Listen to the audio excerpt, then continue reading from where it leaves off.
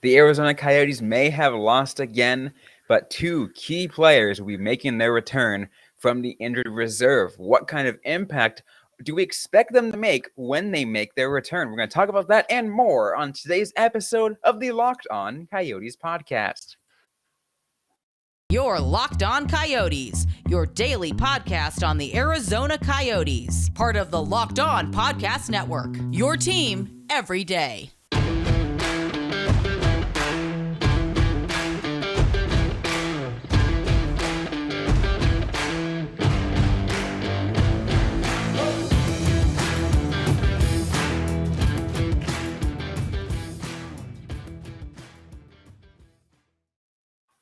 Welcome to the show, everybody. I'm Robyn Leonio. That's Carl Pavlak right beside me. I want to thank everyone for making this show your first listen every day. We are free and available on all platforms, including on YouTube. We got a great show for you guys on today's episode. The Arizona Coyotes are off for a little bit. They got at least a couple more days off.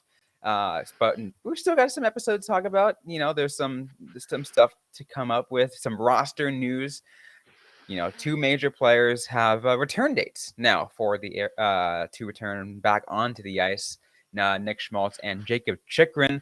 Start with Carl. Let's start with Nick Schmaltz and talk about his return date and what we can expect.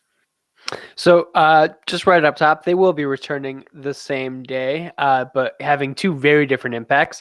They're both going to be a week from when we're recording this. So November 21st in the game against the Nashville Predators.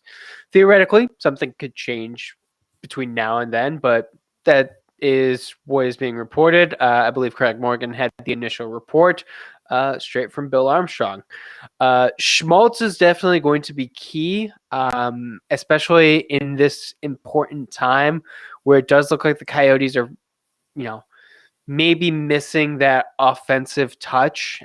Something we've talked about a lot is their inability to score the third goal. But just overall, I think their offense is lacking a little bit. Also, I think this is going to open up Clayton Keller. We always know that Keller and Schmaltz and Travis Boyd, to be fair, all play extremely well together.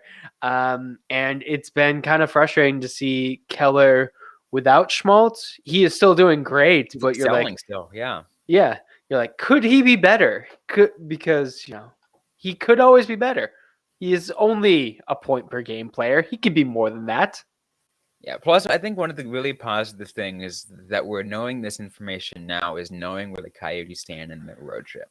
Right, because they ended their East Coast portion of the road trip, just the other night, and now they're technically back home for a couple of days. They're practicing before they go to Vegas, which is not too far away from here. It's an easy one, day trip away, and then they come back again. They don't have another game until the next, that game that you mentioned, that next Monday. So they've got time. Yeah. Theoretically, this could have been next week where the Coyotes are going to be playing 3 games, from Monday to Sunday, or 4 games actually from Monday to Sunday. The Coyotes have a relatively light week, which I think is, one of the reasons why they're back. They're able to get in that practice time. One of the things that I thought was key to Schmaltz, since we're sticking with him for right now, is we found out that he sustained a rib injury, which I've been, I record all the injuries on 5 for Howling when I do the previews. I have only ever seen it listed as upper body.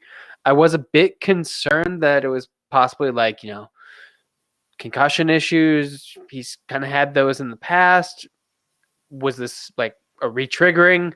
Schmaltz is kind of injury prone, but no, this is a rib injury. There's nothing that he can done. It doesn't speak to a prior medical history or anything like that, which is good. Hopefully it means that he is not going to be re-hurting himself. Yeah, did it say exactly what the extent of that rib injury was? Because obviously, because a rib injury can be a lot of different things, right? It can be something that's just relatively mild that does take but still take a decent amount of time to recover, or something that's just oh crap, you got to make sure you don't aggravate this again, or you can be pretty effed up. I mean, like we've definitely in hockey, there's been issues with rib injuries. Who was it with the Dallas Stars? Who was a playoff game? He had a punctured lung from a cracked rib, like years ago. Do you remember that one or?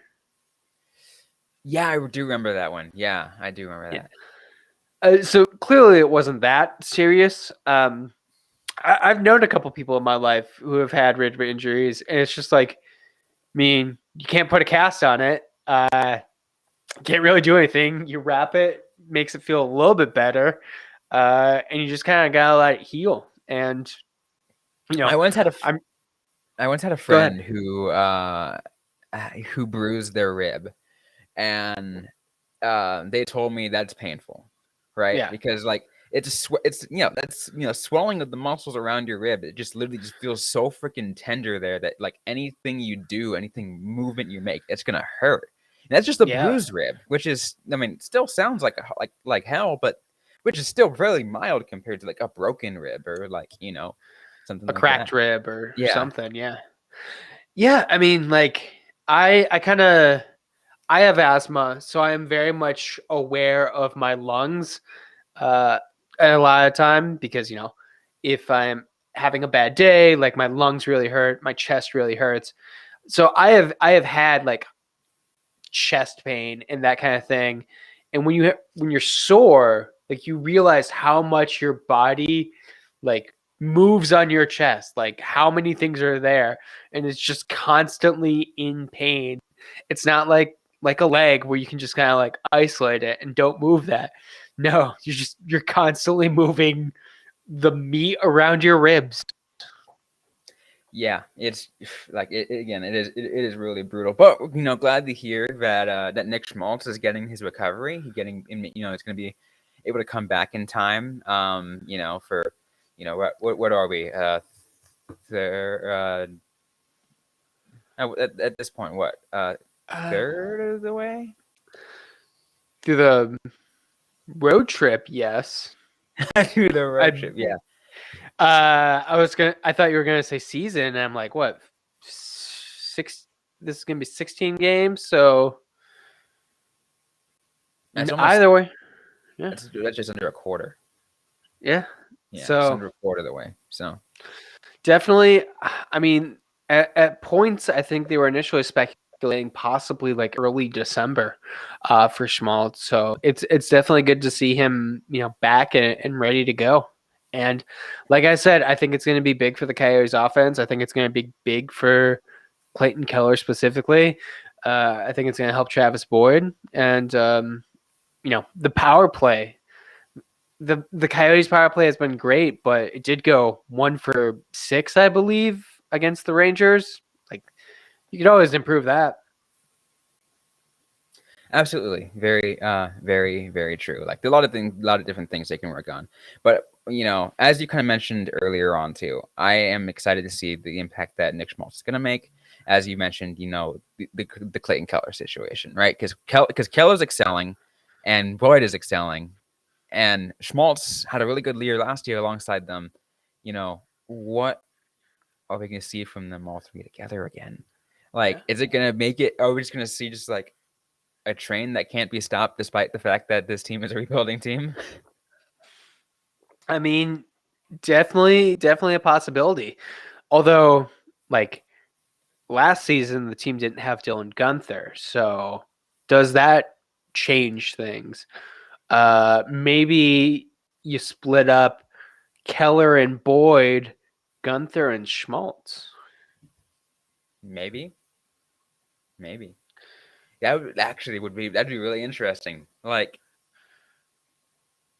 I would really like to see Nick Schmaltz and Dylan Gunther skate together. I think that would be something really exciting to see. Yeah, because I think Schmaltz was hurt early on. Like He was how small. many He was games? hurt in game 1, I believe, and Gunther showed up in game 2. Yeah, taking his spot, like essentially, but that's not going to happen anymore. They're not going to have Dylan Gunther ride pine now that Nick Schmaltz is back. Now that they've burned that first year of the ELC. Yeah, I mean, it might be interesting to see, like, maybe second line as like Schmaltz, Hayton, and Gunther. Could be. Schmaltz. Or do you want to move Hayton down to the third line to kind of to move things around a little bit more? I mean, I've liked Hayton's defensive play. I'm not sure it's that good though for that. But then again, I did think that when everyone was hurt, Nick Schmaltz really stepped up at the final part of last season. So, Right. but I mean, the thing is, you have the option now, and I mean, honestly, I'm not sure we would even be talking about Gunther being where he is if Schmaltz wasn't injured, because that really just opened up a spot for him to, he earned that spot. He took it, but you got to get that first chance. And Schmaltz going down gave him that big chance. Absolutely true. But Nick Schmaltz wasn't the only player who is coming back on that November 21st game against the Nashville Predators. Jakob Chychrun also on his way back. Plus, we got other news to talk about on this episode of Locked On Coyotes. We're going to get to that all in just a moment. First, I'm turning to Carl. Today's episode is brought to you by BetOnline. BetOnline.net is your number one source for sports betting information, stats, news, and analysis. You can get the latest odds and trends for every professional and amateur league out there, from football to basketball to soccer and esports and hockey. We've got it all at betonline.net. And if you love sports podcasts, you can find those on BetOnline as well. It's the fastest and easiest way to get all of your betting information. Head over to the website today or use your mobile device to learn more. BetOnline, where the game starts. Let's all now move on. Arizona Coyotes. This is Locked On Coyotes. But the Arizona Coyotes are, also expecting another player back, a player that has not played at all this season, in Jakob Chychrun. There's a lot of implications on how, his return and what that means and everything like that, because he's, even despite, being out for as long as he has, he's still at the center of trade rumors. It's not going to end. He's still at the center of trade rumors. The Coyotes defense, which he was initially very much a part of, seems to, have found its stride, but it definitely needs a player like Chychrun. Right. It's definitely a player who he kind of, I don't know. How do you feel about Jakob Chychrun coming back? Because there was so much talk about him potentially being traded in the offseason. Yeah. Then we got to training camp and he wasn't. He's been injured this time. Did you think that we were going to get Chychrun back? Yes, I did. I really did think that we were going to get Chychrun back after I realized he wasn't going to get traded over the offseason and that he was still on the injury list. Okay. Chychrun's going to come back, but mainly for the sole purpose of making sure he can, boost up his trade stock. Because the Coyotes are going to try to, and Chychrun, mainly the Coyotes. The Coyotes are going to want to make sure that they get the best return for him. So it's like, want to make sure that he is healthy, want to make sure that he plays his best, want to do everything like that. That way, a lot of these teams who are at some point eventually going to be really desperate to get a key player like Jakob Chychrun, they're going to be willing to cough up a little bit more, maybe a lot closer to what the Arizona Coyotes are going to want. Absolutely. It's weird. I just like so many things with the Coyotes, I don't believe it until I actually see it happen in front of me. And even then, I don't believe it. So, like, Chychrun in a Coyotes jersey again, it felt kind of weird, but it's definitely a player who I think the team needs. I said earlier that the Coyotes have been doing okay defensively, but let's be real, they definitely have a lot of holes to fill. Shane Gostisbehere has slowed down a bit. That seemingly top pair of Mosier and Valimaki is fine, but I don't see them, world builders. They're not the next Jakob Chychrun. They're kind of just a good, solid, what would you call them, second pairing defensive? Yeah, absolutely. That's a pretty fair assessment. So how exactly Jakob Chychrun fits in and makes improves this defense will be interesting to see, right? Because there's a lot of players. Again, there's a lot of new things on this team, like new players on this team, faces and aspects that we were, didn't expect to see this year, and that we are seeing. Obviously, we still have there's still that whole thing of Dyson Mayo and what the hell he's doing. I mean, let me just kind of break this down because it's gotten even bigger since we talked about this last. The Coyotes blue line with Chychrun is going to be Brown, Chychrun, Gostisbehere, Mayo, Mosier, Nemeth, Stetcher, Valimaki.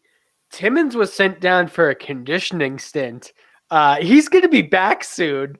That is 9 defensemen. What yet none of them are like, with the exception of Chychrun and Gostisbehere, none of them are like world world changing like the defensemen. They're just like, yeah. I mean, like, I'll say this about Valimaki and Mosier. They're showing like they could be very interesting players. They're serviceable and they do a pretty decent job. Yeah, and they're gonna get better. They look good now. They're young. I think our friend Mike said it best when he's like, the Coyotes definitely need to draft and develop a lot of defensemen, but with those two, you're at least in a good kind of position. That wasn't an exact quote, obviously, but like I don't know what is going to happen. Obviously, Mayo is going down. I think that's pretty obvious. Yeah. Nemeth did not have a great game against the Rangers. I saw quite a few people calling for him to be waived or sent down or something. But I don't know, like Stetcher or Brown. Both have been okay, but I really can't say like what the blue line is going to be with Chychrun back, like, because very tough decisions need to be made. I mean, I can see, Mayo get waived and sent back down to Tucson. That way you have 8 defensemen, which you can work with. Like, it's still more than what because you have 6 to 7 that you can put on, you can technically, like, well, I don't think you want to have 8 active, but you can have 7 active. I mean, the Coyotes just did it recently, if they're 11-7 thing, like, but and so I still have 1 extra just in case, but still, like, I mean,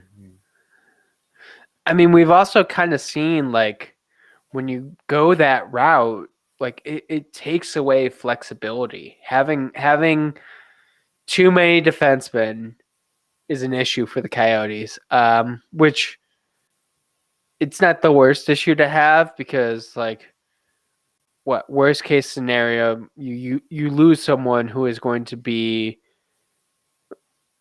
not a major piece of the roster, but do you want them back when you're out Chychrun, when you're potentially out Gostisbehere at the end of the season?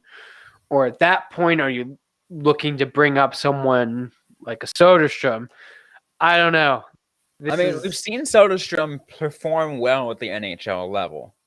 The question is, do you want to bring him up this early? Because we talked about, what we want the Coyotes to look like a years from now. The last thing we want is for Soderstrom to kind of, get in his own head because of how bad the Coyotes are playing as a team. That's one of the things one of the reasons why I didn't want Gunther to stay up, but they decided to do it anyways. But yeah, I mean, I think we brought it up when we were talking to Brett, either on the air or off. I don't remember. I do think Soderstrom is a player who plays better in the NHL. Mm-hmm. Like, unquestionably, he looked comfortable in a Coyotes uniform last season in a way that I never got the impression he did in Tucson. And I don't know if that's just because he was like here for a short enough amount of time that he never crashed, or if he truly is a player who gives it his all when he is at the top level. We know that there are players like that. I don't think it's a great habit to have, but it's definitely a thing that successful players can do. Yeah, that is definitely true. But I guess this leads me to a question for you then. Though going back to Jake Chychrun, depending on his return, though, what do we expect moving forward after this? Like, how soon do you think the rumors will build up once again to like the height, and before he ends up making his eventual departure? I think it kind of depends on how hot he starts. Like if he is able to like come in strong, have like, a few solid goals. Jakob Chychrun's a goal scorer. Like him on this new power play is going to be fun to watch. I'm not going to deny that. Like then I think it heats up really quick. The teams that are like interested in him, I do kind of wonder how desperate they are, because names that are getting bandied around are like the Ottawa Senators and the Toronto Maple Leafs. Mm-hmm. And they're very desperate right now because they are severely underperforming. And I wonder if they make, a dumb move early. I do kind of think that like, I think some people are starting to realize in the national market that Chychrun may not be everything he was said to be. Because he didn't play great last year. He has a pretty significant injury history. Right. Like, he, for the longest time, he was the player who everyone loved and, complete, like, underrated. Like, if you were in the know, you knew Jakob Chychrun. Now, maybe he's like a little overinflated in the public attention. And I think if that goes on for too long, there may be some concern amongst GMs. Right. But who knows? It's definitely a seller's market for him. I am going to give you 5 potential dates, and they're like usual deadline dates to go. And tell me what would be the closest in your own projection. Obviously, like, you could be wrong and it's okay, but this is like a whole your own projection kind of thing. The holiday roster freeze, All-Star break, the trade deadline, the draft, free agency. I'm going to say before the All-Star break. Before the All-Star break. Okay. Interesting. I do like that. I think that kind of makes sense, right? Because that's around then is like the early bit of when teams are going to start to trying to make a push. Like teams that are like figuring out what they really need to try to like, make a push to the playoffs. I do also think, though, there's a chance that he comes back and has like a 2-goal night and the freaking Ottawa Senators just back a truck up to the Coyotes with a bunch of like pick prospects. You're like, we'll take it. And everyone's like, nope, that was too soon. Honestly, to go for that. I think the moment the Ottawa Senators break and offer up Shane Pinto, it's game over. Watch, Chychrun also struggles just like DeBrincat, and they're like, I love it. I love it. It's amazing. But anyways, though, obviously there's more than just the injury news. Injury returns for the Arizona Coyotes that are pending. They have also made a roster move in sending a player back down. Laurent Dauphin goes back down to the American Hockey League. We're going to get to that also in just a moment. But first, I'm turning back to Carl. Today's episode is brought to you by SimpliSafe. If you ever thought about securing your home with home security, but you've been putting it off, you're going to want to listen up. Because right now, Locked On Coyotes listeners can order the #1 rated SimpliSafe home security system for 50% off. That is their biggest offer of the year. and you won't want to miss it. I have my own home. I have a townhouse in Uptown Phoenix. Not exactly the nicest spot, but something that makes me feel secure is having a security system in place, something like SimpliSafe. Because when you get SimpliSafe, not only do you have professionals, they have your back, whether they're monitoring it 24/7 or tech support. Trust me, you come up with problems and you're going to want to be able to talk to someone and get those problems sorted out. It's going to give you lots of peace of mind. You don't want to be worried that your home security system is having, tech issues. And SimpliSafe was also named the best home security system of 2022. So head over to SimpliSafe and remember, you can get 50% off. All you got to do is use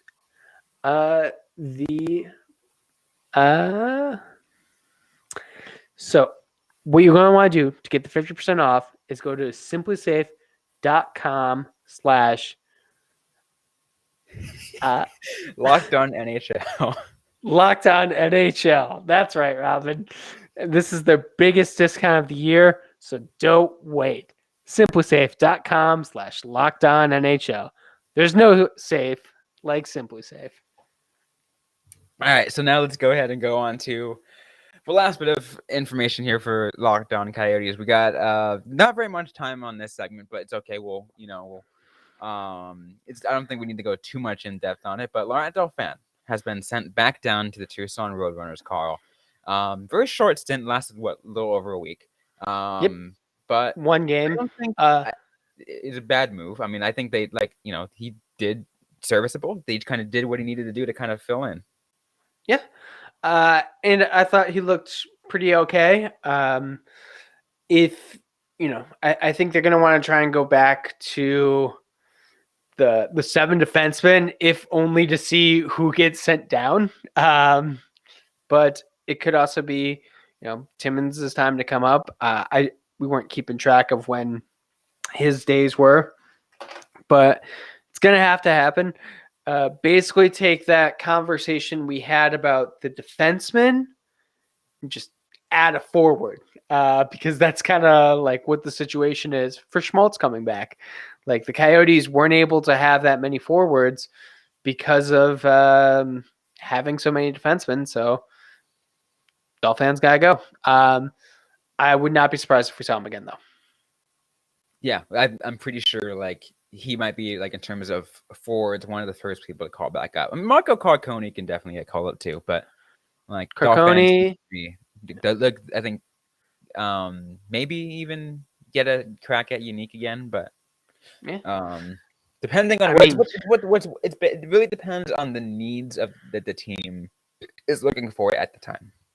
Yeah, like if Krause were to go down, knock on wood, he's not going to, but if he were, I would say Unique maybe a call. If Gunther has to miss a couple games, maybe bring up Smith. Carcone, I'd say pretty much anyone else. And definitely,